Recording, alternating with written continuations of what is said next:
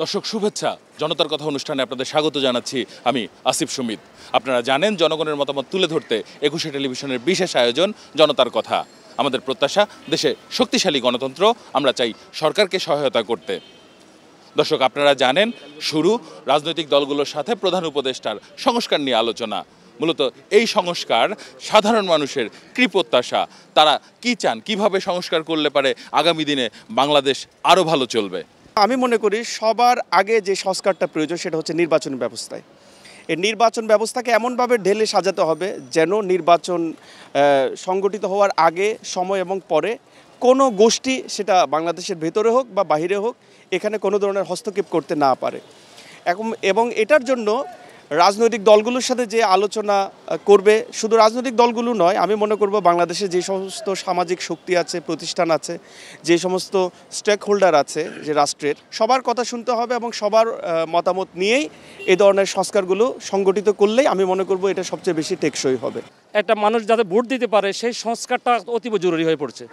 সেই সংস্কার করতে হলে এখানে দলমত নির্বিশেষে যারা আছে সাংগঠনিকভাবে সবার পার্টিসিপেট লাগবে, সবাই থেকে সমর্থন নিয়ে একটা রাজনৈতিক দলের মতানৈক্য, সবাই রাজনৈতিক দলগুলো সেখানে সহযোগিতা করতে হবে।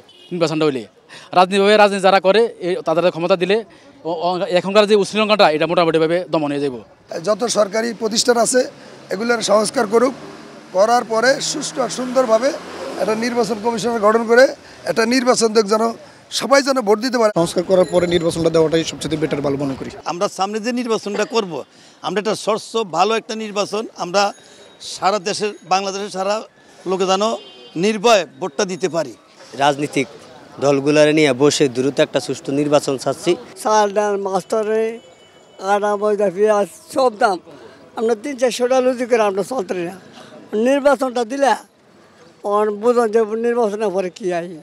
সবাই সমন্বিতভাবে ভালো একটা নির্বাচন যেভাবে করা যায় সেভাবে উপদেষ্টাদের পরামর্শ দেওয়া উচিত।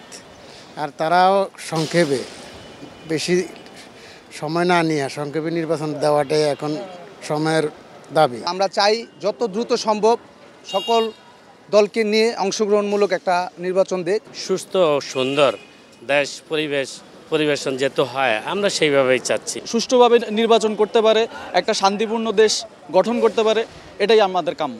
সকল সেক্টর তো স্বৈরাচারবাদ সরকারেরই লোক বসানো আছে, এখন ওই লোকগুলি আমাদের দেশটা এখন পর্যন্তই নিয়ন্ত্রণ চালাচ্ছে, তো এখনও সংস্কার হচ্ছে না।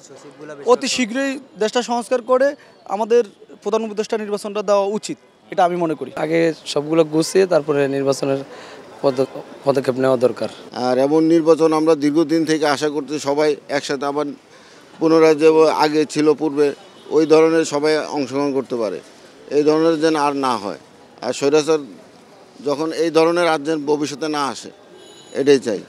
ধন্যবাদ আপনাকে। দর্শক আপনারা শুনছিলেন সাধারণ মানুষের মতামত। মূলত এই সংস্কারে তাদেরও কিছু পরামর্শ রয়েছে, তারা চান এভাবে সংস্কারগুলো হলে পারে সাধারণ দেশবাসী উপকৃত হবে। মূলত সংস্কার প্রস্তাবে কিন্তু রাজনৈতিক দলগুলো অংশ নিচ্ছে। মূলত এই সংস্কার যে আলোচনাটি হচ্ছে, প্রধান উপদেষ্টাকে রাজনৈতিক দলগুলো কিভাবে সহযোগিতা করবেন, সাধারণ মানুষ কি প্রত্যাশা করেন, মূলত কি সহযোগিতা প্রত্যাশা করেন রাজনৈতিক দলগুলোর কাছ থেকে এই সংস্কারে।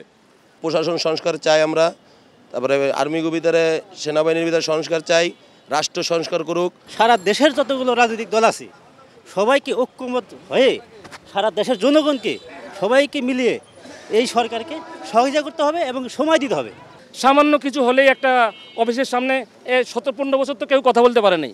15 বছরের মধ্যে এখন এরা কোন এজেন্ট হয়ে কাজ করতেছে, একজন এক অফিসের সামনে এক প্রতিষ্ঠান নিয়ে তারা রাস্তায় জটলা ধরে মানুষকে কষ্ট দিয়ে এখন তারা বিভিন্ন দাবি দেওয়া করছে, কিন্তু এই সরকারকেও তো সময় দেওয়া উচিত। প্রত্যেকটা দল যেহেতু নির্বাচন হয়ে তারা সরকার পরিচালনা করে, জনগণের স্বার্থে কাজ করে, সেজন্য প্রত্যেকটা দলকে একত্রিত এক প্ল্যাটফর্মে আসে সংস্কারের কাজটা করে সহযোগিতা করার জন্য। কারণ বর্তমান সরকারের একটা সুযোগ যেহেতু আমরা নতুন করে স্বাধীনতা এনেছি, আমরা চাই এমন একটি আইন তৈরি করা যাতে কোনো সরকার এসে এই দুর্নীতি বা নতুন করে কোনো আইন পাশ করে তাদের স্বার্থ হাসিল করুক, এমন আইন করবে যাতে জনগণের স্বার্থে থাকে।